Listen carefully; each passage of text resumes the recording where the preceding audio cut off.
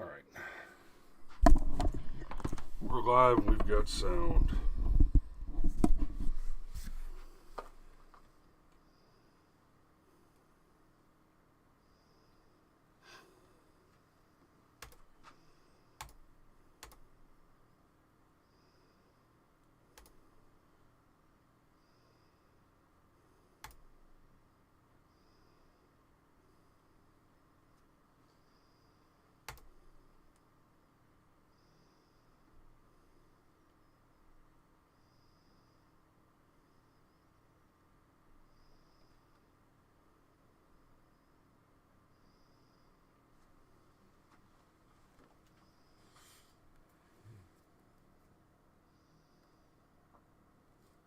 Too easy. That's on the drudge. Yep.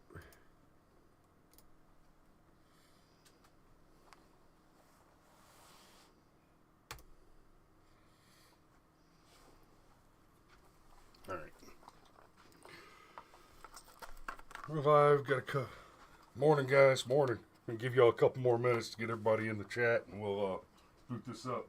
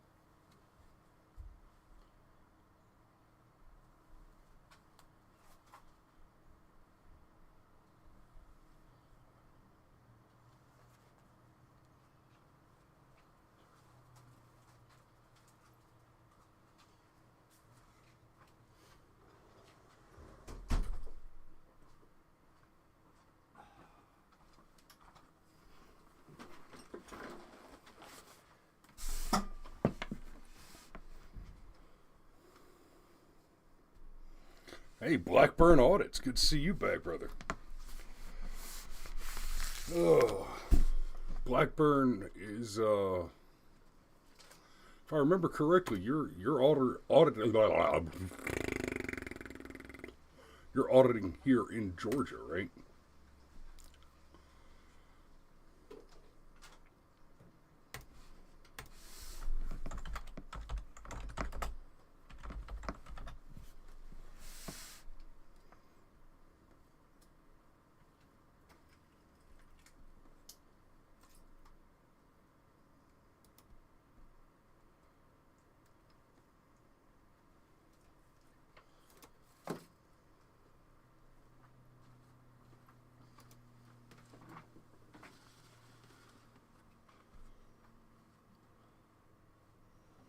Oh, Blackburn's in England, right. All right, let's do it. It's yours, not mine.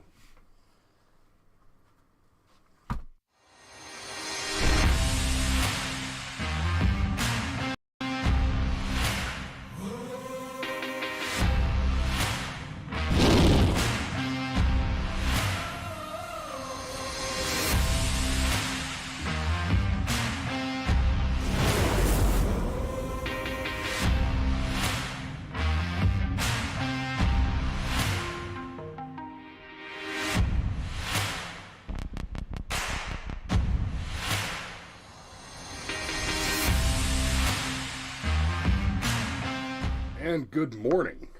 Good morning. So, Blackburn, sorry to hear about having some family issues there. I hope everything worked out for you, but it's good to see you back, and I look forward to seeing more of your work in the future. I see the Sergeant Major's with us. Megan's joined us. I see James and Sean, Scrimshaw, and Dave with First Blood. And there's Sergeant Major over on the Rumble Bumble. Danny's with us. Good morning, sunshine. Good morning. I may not be able to catch Polytech tonight because I'm going to be over there shooting video at the Rockdale County GOP meeting at Amici at 6:30. Purdue's coming to talk to us, and I'm likely to heckle him a bit because I'm not happy about our prospects in this upcoming gubernatorial election. I'm just not happy about it. Are you trying to bait me? No. I mean... A little, but no. I'd rather see Kemp than Abrams, but I'd almost rather see anybody else. And Purdue's just not inspiring confidence in me. But who knows? Maybe Vernon will whoop Warnock. That'd be something. He's running for Congress, not Senate.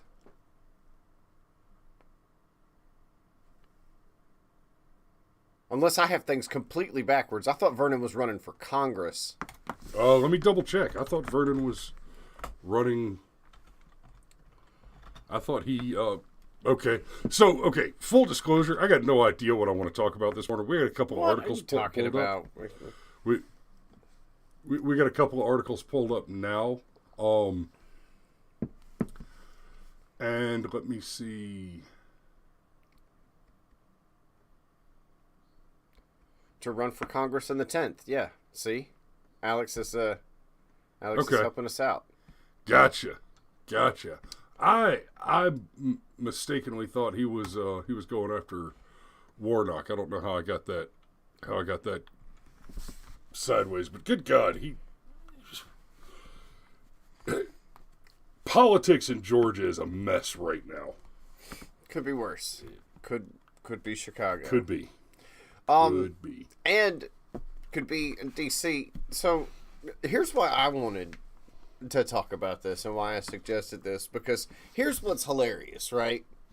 Bread and circuses, right? And the current administration has to keep us distracted from emotional shiny thing to emotional shiny thing to emotional shiny thing.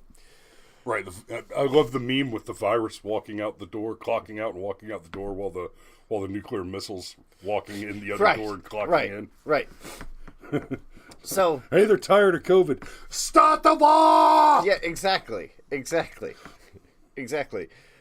Wouldn't it be hysterical if in all of this, like, deliberately keeping us on the wrong foot and back foot and everything else, actual evidence against the Cheeto Hitler came out and people were so distracted by the, oh my God, Ukraine, that they just missed it? Wouldn't that be hilarious? Let's take a look at what the actual evidence is. Apparently, January 6th panel claims to have evidence Trump committed crimes. Before we even look at what that is, let's talk about what this January 6th panel is. You talk about a purely partisan, just an absolute farce. But it has Republicans on it. No, it doesn't. Well played. That's like saying that there was a Republican in the 2000 election. There wasn't. There were no Republicans in the 2000 election. Yep, I get it. Donald Trump advisor John Eastman's emails may have evidence the former president and his associates committed crimes in attempting to prevent Congress. Yes, that's how. Whoever wrote this makes more money than me and you put together. Good job, Bloomberg. Doesn't that just make you? Isn't that just awesome?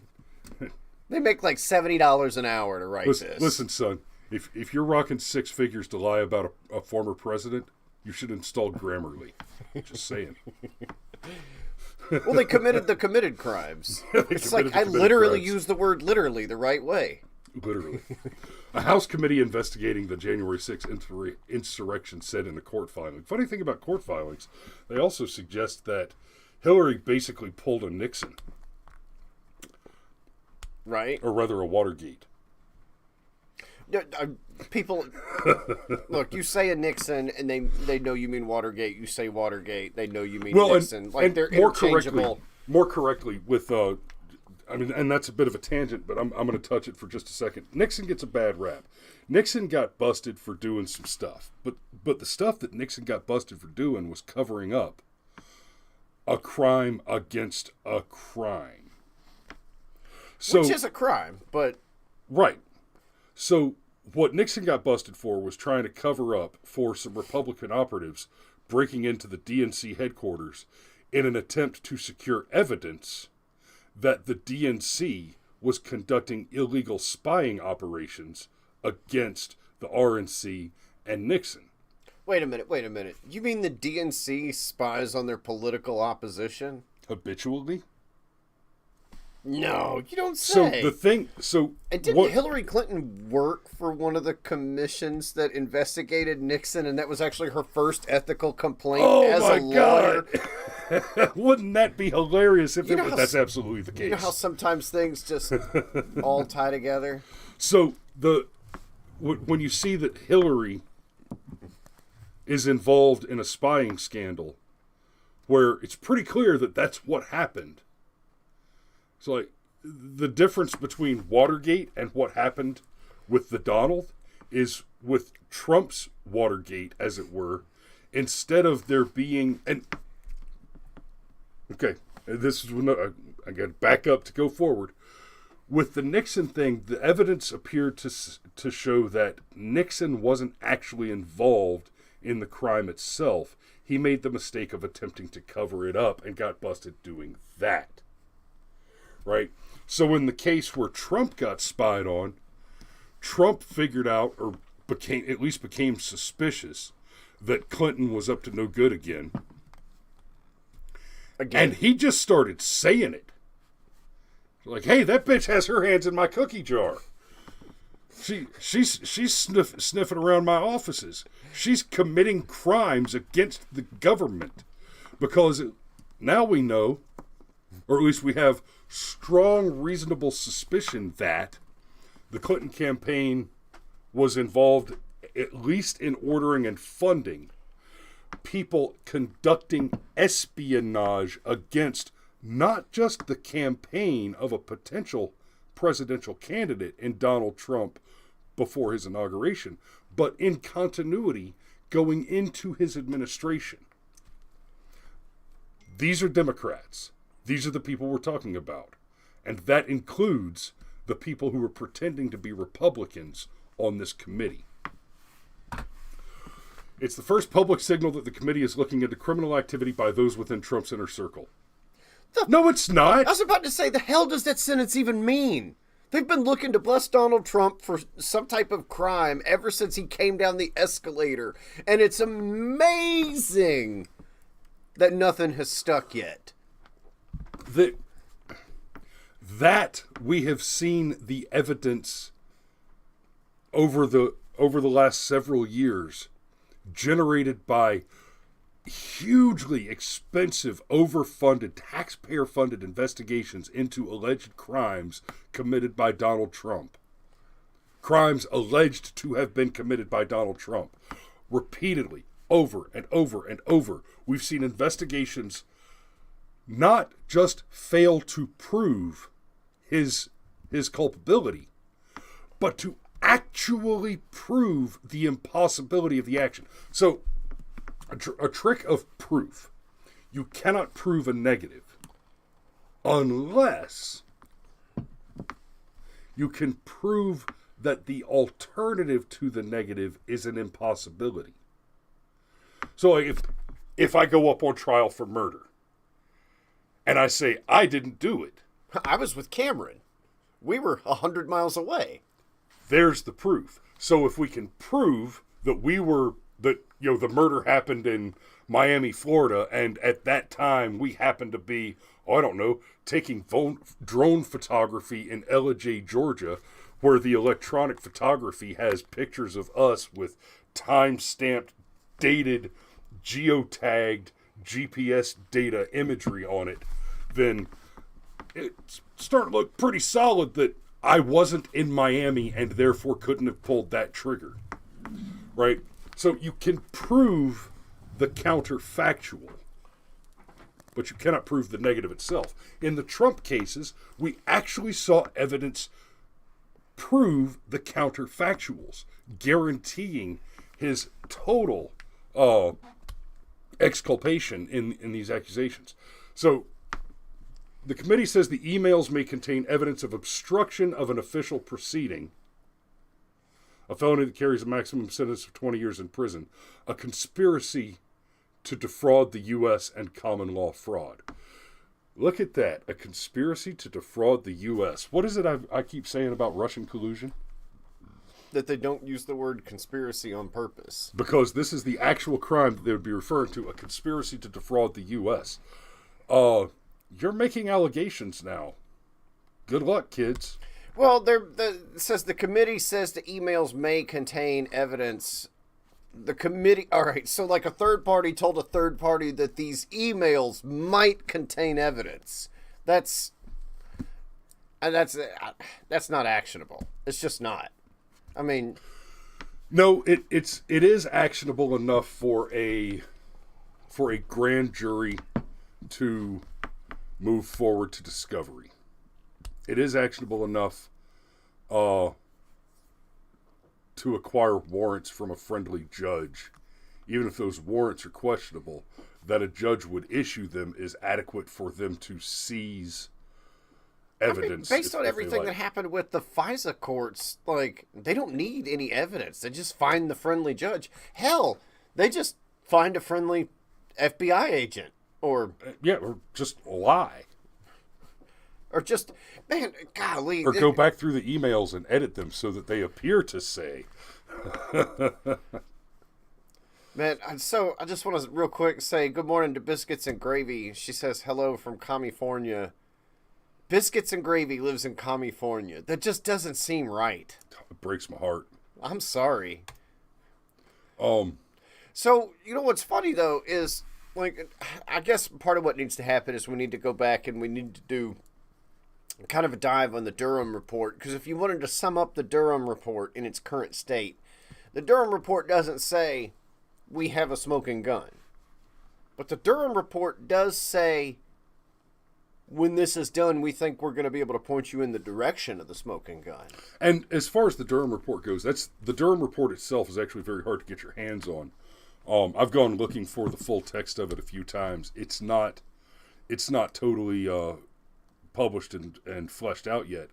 But as part of the Durham investigation, he has made court filings alleging Hillary's involvement and connection to what he says is pretty much proof positive that the conduct of espionage, an act of treason against the sitting president, was committed by, at a minimum, associates and employees of the Clinton campaign and the DNC. So here's what's interesting, though. Okay, if we could go back and for LT Atom Bomb, I hope you've watched the show Space Force, and season 2 of Space Force has come out, and the services have their calls, and I kind of hope Space Force actually goes ahead with this. Army, it's hooah. Marine Corps, hoorah. Right? The Navy says hoo-yah. And the Air Force is, well, a bunch of barrel-ass donut munching chair jockeys. It's a Coast But Guard. apparently Space Force, the Coast Guard just doesn't exist as far as all that goes. The extent of Coast Guard culture is they've got that one badass that'll jump on your drug sub and knock on the door. Open up! Okay. All right. You've seen that, right? No, but anyhow. Okay. And the Space Force said, booyah! And I accept. That's what America needs. Spacemen shouting, booyah! So, anyway, okay. So, have you... Sergeant Major says conspiracy to defraud the U.S. government is only applicable to counterfeit money production. No, I don't think that's correct, Sergeant Major. I may have to double check that, but that's not necessarily correct.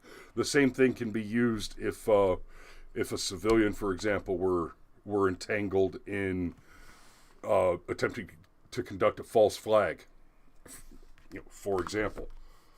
So, if you roll back over, because this is where it gets interesting, because there's a whole lot of meat and potatoes right here in the next few paragraphs of the article. Thank you, I appreciate it. welcome in. Okay, evidence and information Here, available. I'm gonna spin it up a little bit. Evidence and information available. Sorry. Evidence and information available to the committee establishes a good faith belief that Mr. Trump and others have engaged in criminal and or fraudulent acts, and that the plaintiff's legal assistance was used in furtherance of those activities. The committee said in a file. Okay, so they're not just going after Trump; they're going after the lawyers, Right. and that's we'll get there. But that's Eastman sued to block the release of emails the committee is seeking, citing attorney-client privilege and attorney work product privileges. Because, look, and this is important. If you can't go to your lawyer and tell your lawyer, yeah, look, I killed so-and-so and here's why, what's Right. my best legal defense, then our legal system doesn't work at all. Like, none. If you can't be honest, it's like if you can't go to your doctor and say, well, I'm actually having chest pains, like, it's the same thing. Right. And there's a reason why both of those sets of information are protected. They're sacrosanct, because you got to be honest or you get screwed. Anyhow, like all attorneys, Dr. John Eastman has a responsibility to protect client confidences. Duh. Even at great personal risk and expense. No. Lawyers are immune in most cases from personal risk and expense. If the crime is already, basically rule of thumb, if the crime, even if it is a crime, has already happened in the past, there's no expense to them for knowing that you're guilty as shit. None. Now, if the crime is ongoing, now we move into some territory. Okay? But crime of the past? That's for your mafia, your mafia moolies. Anyhow, golly. Said in an email statement, the Select Committee has responded to Dr. Eastman's efforts to discharge this responsibility by accusing him of criminal conduct. Because of this civil matter, Dr. Eastman will not have the benefit of the constitutional protections normally afforded to those accused by the government of criminal conduct. Nonetheless, we look forward to responding in due course. What a polite way of saying, thank you, sir, may I have another? Like, That's just...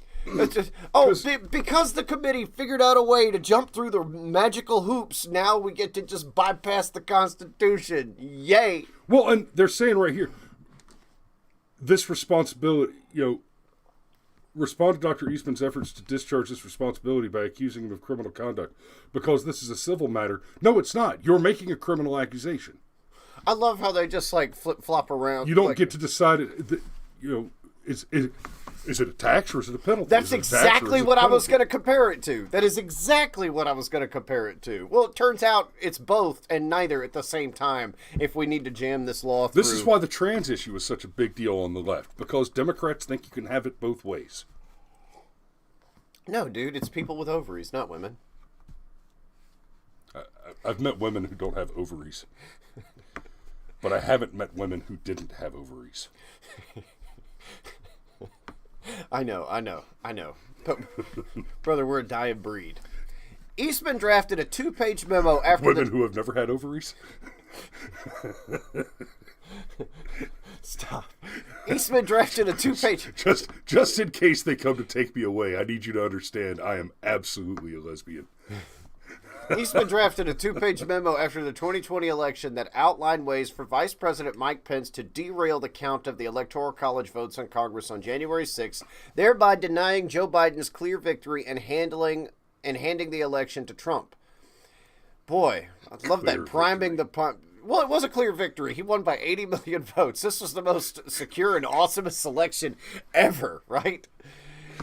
He also spoke alongside Trump's lawyer, Rudy Giuliani, at a January 6th rally that preceded the storming of the Capitol. Following the riot, I thought it was an insurrection. They called it an insurrection earlier in the article.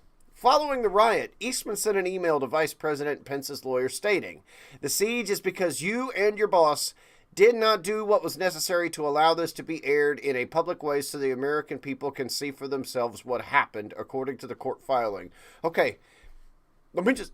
Honestly, that's a true story. I'm certain, especially since it ends with a comma, since the sentence fragment ends with a comma there, that was the whole content of the message, and there's no other context to that statement. Well, honestly, even if there's not any other context to the statement, yeah, actually, the fact that people are suspicious as shit, that they don't understand how they went to bed and the country flipped from red to blue, like, that is why things happened the way that they happened. All right, one more paragraph, and then we can get back into like actually talking about it, because it may actually help. It may have actually helped if some of the court cases were, I don't know, heard. Right. Well, you put a comma out of place, so we're not going to hear the court case. Wait a minute, but what about the evidence? No, screw you and your commas. And that's only a small exaggeration for why none of these court cases were heard. Well, the most common reason that individual court cases were thrown out is the judge actually said, even if you can prove what you claim, it wouldn't have made a difference in this instance. And so it doesn't matter. We don't care if a crime was committed because it didn't make a big difference. Like, oh, well... Meanwhile, we could put the arbories... That sounds like... That you know what? That sounds a hell of a lot like... that sounds a hell of a lot like your election policy is basically the California shoplifting policy. $900 or less. No, don't even worry about it. Oh, that's cool. Just okay. Later, throw them TVs in the shopping cart. Take them to your pick-em-up truck. Later that evening, plaintiff made a final plea to the vice president's lawyer. "I implore you to consider one more relatively minor violation of the Electoral Count Act and adjourn for 10 days to allow the legislatures to finish their investigations, as well as to allow a full forensic audit of the massive amount of..." Can we say that sentence? Of the massive amount of illegal activity that has occurred. We are not talking about the legitimacy of that election. What we're talking about now are claims that were made by people who are being investigated by this illegitimate panel of investigators. See, and here's the thing, okay? And this is... the way this is primed, okay, it looks like not only did Trump try and steal the election and violate the Constitution and whatever, but like the lawyers were involved, this was a system, and all that. But I wanted to get to this paragraph because this is important, all right? He didn't say adjourn for 10 days and then come up with a reason to make Trump president. Right. He said adjourn for 10 days and let these audits finish, because it looks like there might have been some illegal shit that went down here, okay? And here's the thing. When we are talking about electing the most powerful person on the planet, literally, most powerful person on the planet. In theory. Well, look, Joe Biden is the most powerful person on the planet. He just has to be reminded of it every now and then. Well, he's officially the most powerful person on the planet. Hey, man, perception of reality is reality. Tell that to Soros and Schwab. Again, perception of reality is reality. You're not going to find many contradictions to that statement, for better or worse. So, okay, But, look, here's crime, all right? And we're going after a lawyer for this, okay? One of the things that's important to crime is the mens rea, the intent, what you were trying to do. And if you go straight to this paragraph here, it looks like what they were trying to do was to just uncover some things. It'd be like, whoa, especially when you put that in context of the previous paragraph where it says, look, you need to do this in the light, okay? Because, there's millions of people going, now wait a damn minute. Now, Chris and I are not saying that at all. It was the most awesome election ever. But there were people at the time saying that. But now we're going to go after this guy, and we're just going to say, oh, screw your constitutional privileges and screw your attorney-client privileges all at the same time. Those first 10 amendments, yeah, Well, and this right here is how they skirt it. Well, I'm going to scroll this up a little bit so y'all can see this. While the January 6th panel does not have authority to pursue criminal charges, it can provide the Justice Department with evidence of any illegality it uncovers. If uncovers. Yeah. Oh, Jesus. So, going back up to here real quick, where was it? The civil matter. Dr. Eastman will not have the benefit of the constitutional protections normally afforded to those accused by the government of criminal conduct because this is a civil matter. It's not a civil matter. If you don't have the... you're talking about a panel of people who are somehow given authority to investigate but not given authority to pursue criminal accusations, are now alleging that they want to engage in a civil matter. I'm sorry, what contract breach does Eastman have with you individually? Well, it's what did he agree to that he did not follow through with? Well, it's the same bullshit they pulled with Trump the entire time. Like they were investigating Donald Trump because it was like, a national security thing, not a criminal thing, and the standards are different when it's a national. If we just at the happen beginning, to they weren't even investigating Trump. They said we're doing it. We're conducting a counterintelligence investigation into Russian operations because the bar to entry is so much lower, and they knew the people that were involved in that. We now know were the people who were actively generating the manufactured evidence to create the veneer of criminality so that they could begin with that very low bar of a counterintelligence investigation into Russian activity and pretend like that generated evidence that raised questions which justified an investigation so that they could pursue additional investigative authorities. It's part of the Clinton lie ratchet. You get caught in a lie, you just tell another lie. You just ratchet it up and ratchet it up and ratchet it up. It's still amazing to me that they haven't turned over more dirt on Donald Trump. I still contend the vast majority of us simply could not go through such a prolonged examination. Dude, even Stormy Daniels finally came out and said, I lied about the whole thing. Yeah, but come on, man. We know what happened there. She lost and decided to go away. That's what happened, right? Woo! Man. You made me laugh. Okay.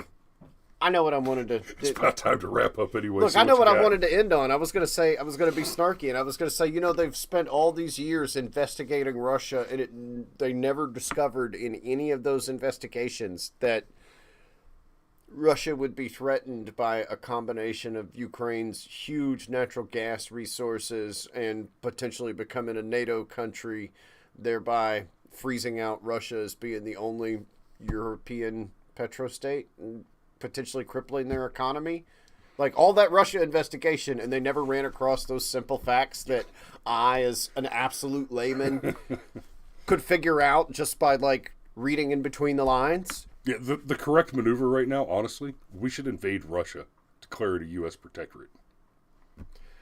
Man, what kind of bizarre land would we... What bizarro world, mad and world drill Siberia. Can't drill Anwar, but we can drill Siberia. Let's do it. That's not even the weirdest thing I've heard today. And it's early.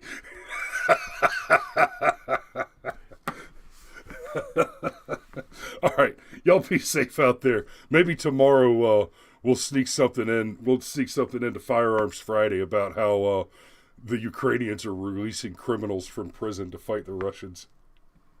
I mean, at this point, hey, you want a pardon? Here's how you get one.